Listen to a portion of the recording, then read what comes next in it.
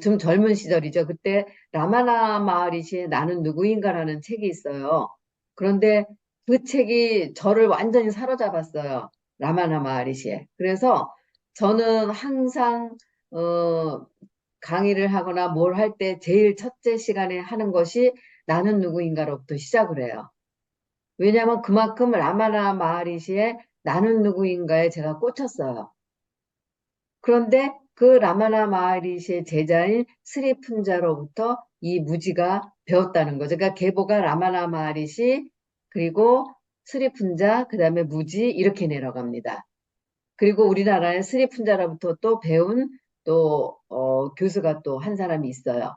그래서 이런 것들을 보면서 이 뭔가 이 세계를 추구하는 사람들은 결국은 다 연결이 되게 돼 있다는 그런 생각을 다시 한번 해보게 된 이 아침입니다. 그래서 여기에서 이 가장 중요한 것은 어 우리가 영적 세계에 입문하는 다양한 방법들이 있는데 사트상이라는 그런 방법을 통해서 그 세계에 접근을 하게 돼요. 그 라마나 마하리시는 이제 특히 나는 누구냐고 질문하는데요. 여러분들이 나는 누구냐고 한번 질문을 해보세요. 이렇게 생긴 몸인 육체가 나일까? 결국 썩어지고 없어지는 것인데, 또, 그러면 나는 정신일까? 정신도 아니라는 거죠. 그래서 두뇌와 육체와 함께 썩어져 갈 것이 정신이죠. 그러면 나는 인격이 있나? 감정이 있나? 우리가 살아가는 동안에 인격도 있고 감정도 있는 것 같아요. 그런데 이것도 결국은 다 사라질 거예요. 죽음과 함께 사라져 버리죠. 그러면 이것도 저것도 내가 아닌데, 그러면 도대체 나는 누구인가라는 질문을 안 할 수가 없게 되죠. 그래서 그 깊은 그 자아에 관한 탐구는 이 라마나 마리시를 아주 깊은 그 세계 의식 상태로 끌어가게 돼요. 이런 질문들이. 그러면서 이 라마나 마하리시는 아루나찰라라는 산에 가가지고 혼자서 깊이 명상에 빠지면서 산매에 들어가요. 힌두어로는 사마디라고 하죠. 산매에 빠져들어가게 됩니다. 그렇게 자기가 나는 누구인가를 던지고 찾아오는 모든 사람들에게도 나는 누구인가에 대해서 깨우침을 줍니다. 그래서 저는 그분이 쓴 책을 통해서 이제 나는 누구인가에 깊이 천착을 했죠. 그리고 누구죠? 제자인 스리푼자가 라마나 마하리시를 찾아왔을 때, 라마나 마하리시를 찾아가면서 거기서 공부를 한 것이 몇 살 때였냐면, 이 푼자가 34살 때 갔어요. 20살 때 결혼을 해서 일남일녀 자녀가 있었는데도 이 깨달음에 대한 갈망으로 라마나 마하리시를 34살에 찾아갑니다. 그런데 라마나 마하리시가 37살이 되니까 너는 이제 가족들 있지 않냐? 네 가족들을 먹여 살려야 되는데 여기에 계속 있을 수는 없지 않느냐라고 말하면서 뭐라고 얘기하냐면 독서와 명상은 영적 목적지까지 너를 데려다 주었다. 이제 너는 이런 것들이 필요하지 않다. 그러니 너는 이제 가족들에게로 돌아가라. 이렇게 이제 라마나 마하리시가 얘기를 해줘요. 그러면 여기서 우리가 알 수 있는 거, 이 말에서 독서와 명상, 이것이 우리를 초월 의식 상태로 데려다 준다는 거죠. 저 세계로 데려다 줄 수 있다는 거예요. 굉장히 중요하죠. 그 오늘 이 아침에 우리 두 가지 다 하고 있잖아요. 엄청난 행운인 것 같아요. 이럴 수는 없어요. 여러분들이 오늘 라마나 마하리시가 한 말을 꼭 좀 기억해 주시기 바랍니다. 그래서 그는 사트상을 통해서 이제 도대체 내가 누구인가를 얘기하는데 이 사트상이란 건 힌두어로 연결한다는 뜻이에요. 그래서 배움을 뭐 이렇게 교수들이 뭘 가르치듯이 이렇게 가르치는 게 아니라 서로 대화를 통해서 그 자기 속에 있는 참자를 발견하게 해줘요. 그래서 대화를 하는 사람과 나와 그다음에 내 속에 있는 참자아가 있잖아요. 그래서 대화를 유도하는 사람은 이 나라는 존재가 내 안에 있는 그 어떤 참 진리 그리고 참 나를 깨달아 알 수 있게 해주는 연결하는 거라는 거죠, 이게 사트상. 그래서 이거는 대화의 방식을 통해서 배움으로 이르게 해준다는 뜻이에요. 굉장히 좀 어떤 경지가 있어야지 대화를 통해서 할 것 같아요. 우리의 모임이 그렇게 나가기를 바랍니다. 그리고 그래서 결국은 그렇게 깨달은 것은 불을 환히 밝힐 수밖에 없다는 거죠. 아무리 이렇게 저 대박으로 가리려고 해도 가릴 수 없는 빛으로 빛나게 된다는 거예요. 제가 얼마 전에 우리 신정민 대표가 저한테 체중계 선물해 주셨잖아요, 우리에게. 그런데 사실은 체중계가 있었어요. 근데 그 체중계 또 받았어요. 그랬는데 너무 놀라운 사실을 제가 발견했는데, 저 아침마다 체중계에 올라가거든요. 그런데 그래서 매일 제 체중을 체크를 해요. 그래서 이제 뭐 좀 늘어나면 내가 그만큼 식탐을 했다는 뜻이죠. 그리고 저는 평생 거의 비슷한 체중을 유지하는데 최근에 저는 옛날에 저보다 한 1.5kg에서 2kg 정도 늘어났어요. 그래서 늘어난 이 체중을 즐겼어요, 사실은. 즐겼는데 체중계를 새로 선물을 받고 나서 딱 뜯어가지고 이제 바로 이제 건전지 끼우고 올라갔어요. 그 놀라운 사실. 제가 믿고 있던 제 체중이 진짜 체중이 아니었던 거예요. 왜냐면은 아침에 재었던 체중계에 올라갔을 때보다 2.5kg가 더 늘어 있어요. 숫자상으로. 그래서 이건 뭐야? 이제 깜짝 놀랐어요. 그래서 그 다음날 또 올라갔어요. 근데 내가 이때까지 이 체중계가 맞다고 생각하고 쟀던 저의 체중이 진짜 제 체중이 아니라는 사실을 알았어요. 왜냐하면 제가 딴 데 가서 잴 때 약간씩 달라요. 그래서 뭐 내가 지금 이렇게 했으니까 달라졌겠지라고 했는데 저 체중계가 뭔가 그 입력이 한 2kg 정도가 이렇게 설정이 잘못되어 있었던 것 같아요. 제가 거기에 매일 올라가서 제 몸을 달았는데 결국은 왜 이렇게 허리둘레도 있고 배둘레도 있는데 옛날하고 체중이 똑같지? 저는 그게 너무 신기했거든요. 근데 그게 아니었다는 것을 체중계를 새로 받으면서 알게 됐어요. 내 몸이 이렇게 변했는데 왜 체중은 똑같을까 해서 근육이 빠졌나 체지방이 늘었나 뭐 혼자 막 머릿속으로 생각했는데 그게 아니었어요. 체중계 설정이 잘못된 체중계에 올라간 거예요. 그 순간에 제가요, 제 머리를 진짜 완전히 뒤통수 한 대 맞은 것 같았어요. 내가 이 체중계 하나에 내 몸을 다는데도 이런 실수를 내가 한다면 철석같이 믿었죠. 근데 새로운 체중계가 오니까 그게 잘못된 걸 아는 거예요. 이 놀라운 사실 속에서 내가 진리라고 생각하고 나의 가치라고 생각하고 내가 이것을 따르고 있는 것이 옳다고 생각했는데 그것을 뒤엎는 또 다른 어떤 것이 나타났을 때 그때 나는 얼마나 공허하고 허망해지겠는가. 지금도 그 생각을 많이 하고 살아요. 내가 이렇게 가는 길이 가다가 내가 흘려버리는 것들이 너무 많으면 어떻게 하나. 내가 감지하지 못해서 놓쳐버리면 어떻게 하나. 이런 염려가 사실 있었어요. 근데 이 체중계 사건을 통해서 저는 확실하게 다시 한번 깨닫게 됐어요.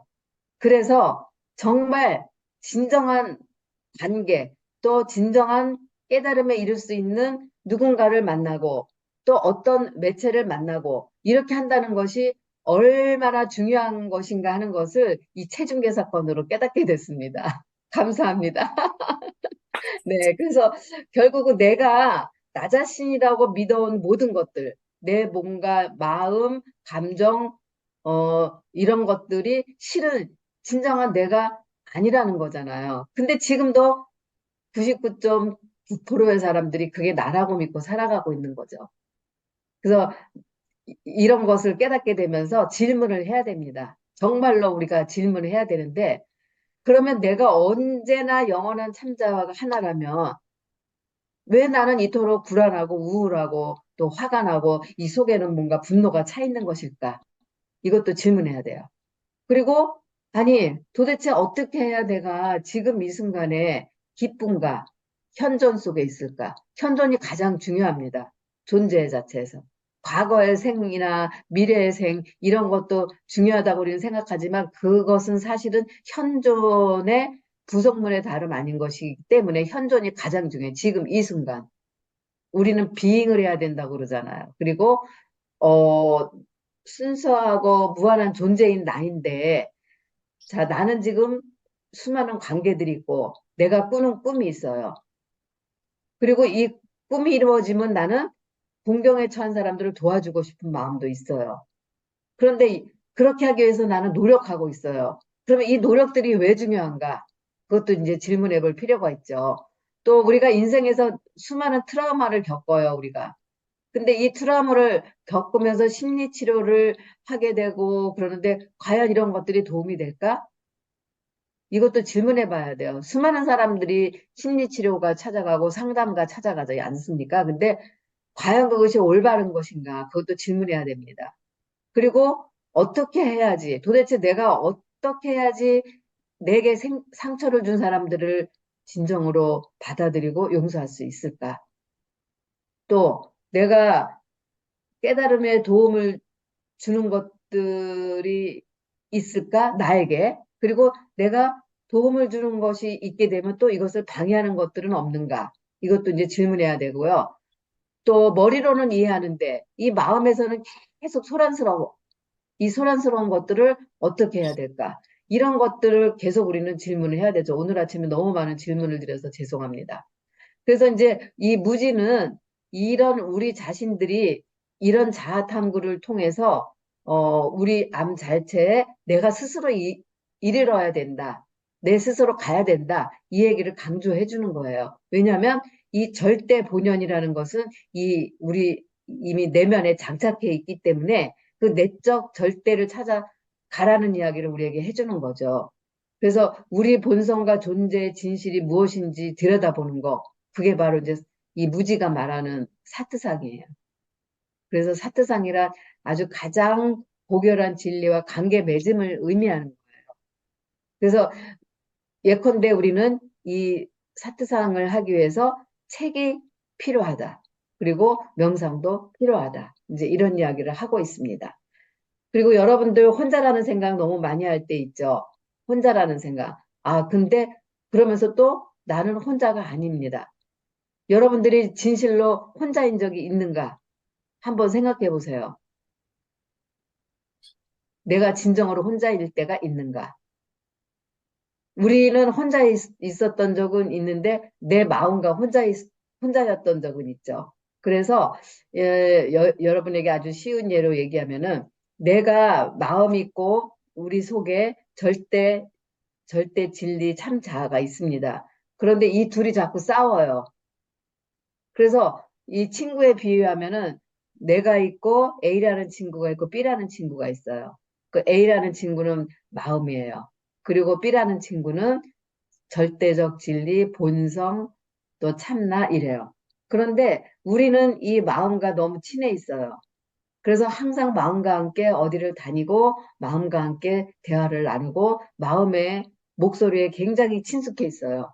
그런데 어느 날 이 절대 본성의 친구가 찾아와요. 그래서 이야기를 합니다. 마음의 친구가 얘기하는 것처럼 이 참나 절대의 친구도 나에게 자꾸 이야기를 해요.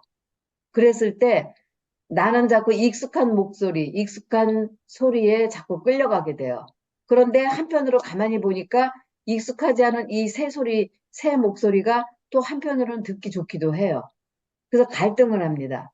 갈등을 하는데 이때 그 마음이라는 친구는 마치 사랑하는 연인을 질투하듯이 질투를 하면서 계속 나에게 그 질투의 마음을 자꾸 보여줘요.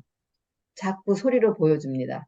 그런데 왠지 이 새로운 목소리가 나를 끌어잡아 당겨요. 그래서 이 익숙한 소리를 떠나서 이 듣기가 좋고 뭔가 새로운 목소리에 내가 끌려가게 되면은 그때 어떤 현상이 생기냐면 아, 내가 옛날 친구랑 그렇게 친숙하게 지냈는데 이 옛날 친구가 나는 아주 나에게 가장 좋은 친구인 줄 알고 그 목소리, 그의 소리를 따라갔는데 보니까 그거는 그렇게 썩 좋은 친구가 아니었구나 하는 것을 깨닫게 된다는 거죠. 우리가 그렇게 나아가야 된다는 거예요. 여러분들 지금 언제 과거에 그랬는지 지금 그럴 것인지 미래에 그럴 것인지 결국은 지금 그러는 것이지만 현재이지만 어떤 목소리에 더 친숙하게 끌리는가 나 자신을 한번 돌아볼 필요가 있습니다. 그래서 우리에게는 이 생각과 감정, 마음을 넘어서는 그 순수한 의식 자체 이 안에 이미 있습니다. 우리가 이름을 뭐라고 지어도 상관없어요. 뭐 신이라고 해도 좋고, 절대자라고 해도 좋고, 참나라고 해도 좋고, 이름은 붙일 필요가 없어요. 왜냐하면 그 속에 이미 있는 존재이기 때문에. 그래서, 이것은 어떠냐면, 파도와 바다와 같은 관계인 거죠. 마음이 자꾸 파도를 치는데, 사실은 이 마음은 보이는 것이고, 거기에는 바다라는 큰 대양이 있는 것이죠. 그래서, 내가 혹시 모자라서 혹독한 수행을 거쳐야 되는 거 아닌가. 그래서 자기 자신을 아주 혹독하게 내모놓는 사람들이 있습니다. 근데 이 라마나 마하리시는 그것은 잘못이라는 거예요. 왜냐하면 우리는 이미 이 깨달음 존재로서 있는데 이 장애물, 덮고 있는 장애물만 걷어내면 된다는 거 얘기하는 것이 나는 누구인가를 얘기하는 라마나 마하리시의 그 진리의 말인 거죠.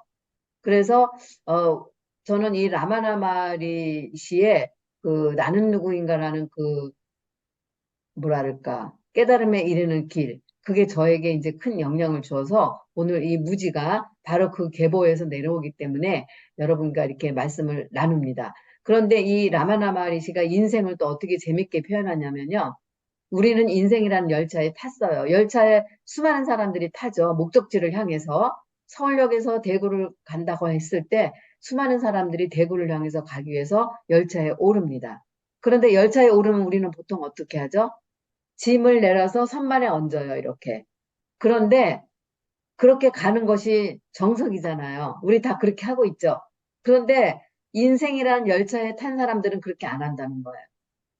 어떻게 하냐면 그 열차에 탔음에도 불구하고 이 머리에 짐을 내려놓지 않고 허리에 졌던 가방 내려놓지 않고 그대로 그 열차에 타고 있다는 거예요.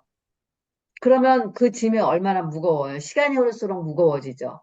근데 이 라마나 마하리시는 우리 인간들이 그렇게 살아가고 있다. 인생을. 그렇게 표현해주고 있어요. 아주 너무 단적으로 표현하고 있죠. 우리 짐 편안하게 우리 인생이라는 이 열차에서 선반에다가 내려놓을 수 있는 그런 사람들이 되기 위해서 우리는 오늘 이 아침에도 이렇게 함께 모여서 이야기를 나누는 거죠. 그래서 중요한 것은 무엇보다 중요한 것은 그런 마음을 먹고 있는 나가 있다는 거죠. 나. 그래서 행복이냐 불행이냐에 집착하지 않고 파도가 높아졌다 낮아졌다 하던 신경 쓰지 않고 왜냐하면 그 누구에게나 일어나는 문제이기 때문이죠. 그래서 보다 순수한 나, 투명한 의식에 우리가 슬기롭게 다가가기 위해서 오늘 이 아침에도 우리 함께 만났습니다. 그래서 오늘 여기에서 바깥 세상에 신경 쓰지 말아라. 여기 얘기하잖아요.